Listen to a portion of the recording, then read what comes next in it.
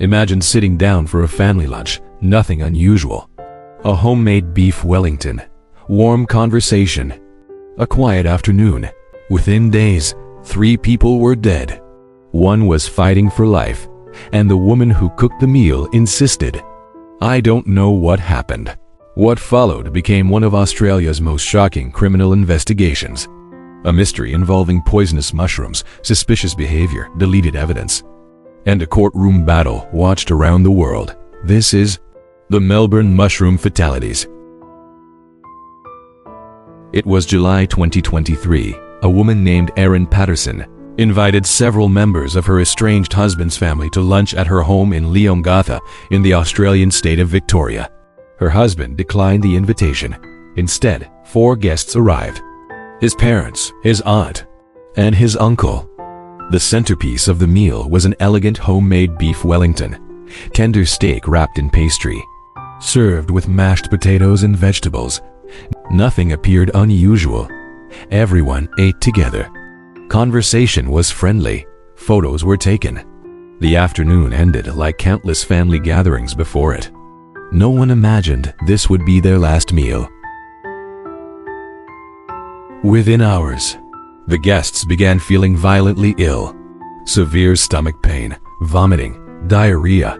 Doctors initially suspected food poisoning, but their conditions rapidly worsened. Soon, all 4 guests were rushed to hospitals.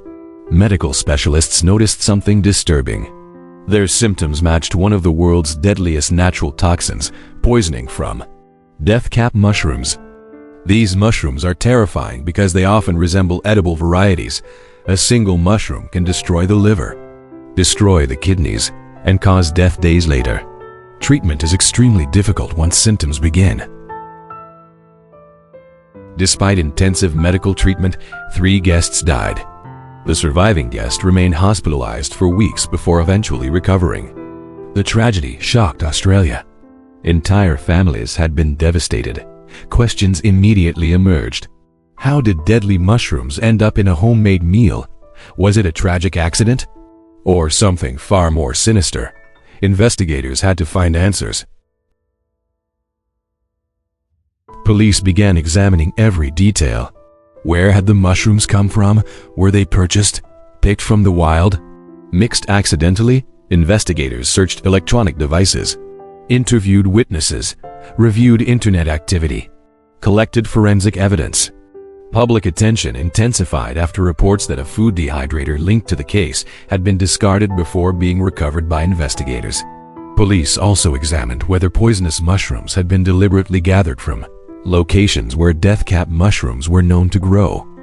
Authorities spent months reconstructing every movement leading up to the lunch, every purchase, every message, every search, every conversation. Investigators meticulously examined the evidence, piecing together every detail of the case.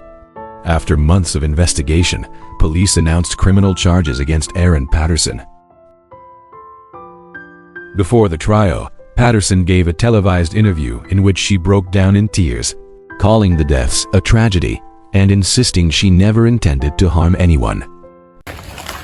It's a tragedy what's happened. Can you tell us about the meal that you cooked? I'm so devastated by what's happened, by the loss of Don. Don is still in hospital, the loss of Ian and Heather and Gail. They were some of the best people that I've ever met. Gail was like... Take your time. Gail was the mum that I didn't have because my mum passed away 4 years ago. And Gail's never been anything but good and kind to me. And Ian and Heather were some of the best people I've ever met. They never did anything wrong to me, and I'm so devastated about what's happened. Can you tell us and the loss to the community and to the families and to my own children who've lost their grandmother. Can you tell us a bit more about the lunch? What I can tell you is that I just can't fathom what has happened. I just can't fathom what has happened.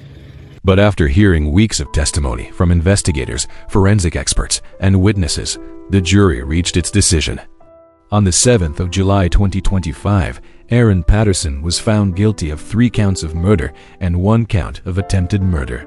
She was later sentenced to life imprisonment with a non-parole period of 33 years. Please stand.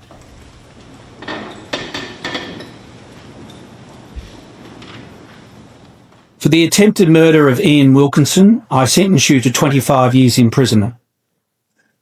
For the murder of Heather Wilkinson, I sentence you to life imprisonment. For the murder of Gail Patterson, I sentence you to life imprisonment. For the murder of Don Patterson, I sentence you to life imprisonment. All sentences are to be served concurrently. The total effective sentence is life imprisonment, and I fix a non-parole period of 33 years.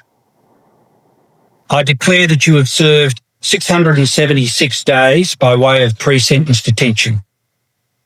Finally, and by consent, I make the disposal order sought by the prosecution. A simple family lunch ended in unimaginable tragedy. A case that began with a shared meal became one of Australia's most haunting criminal investigations, one that serves as a reminder that sometimes the greatest dangers can be hidden in the most ordinary moments. If you enjoy true crime stories built on verified evidence rather than sensational rumors, subscribe for more cases from around the world. Because sometimes the most ordinary moments hide the darkest mysteries.